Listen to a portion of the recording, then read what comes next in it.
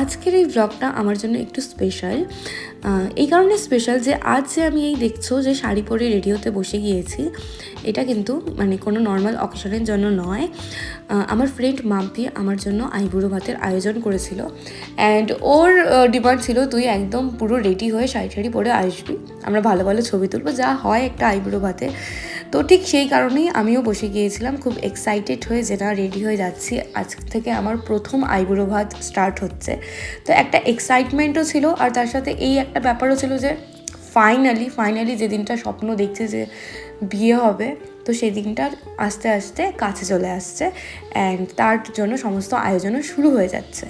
তো সবার প্রথমে গিয়েই আমি সফট ড্রিঙ্কস অ্যান্ড কুরকুরে খাচ্ছিলাম, অ্যান্ড তারপরে এই যে এত কিছু আইটেম ও আর কাকি মিলে আমার জন্য রেডি করেছে।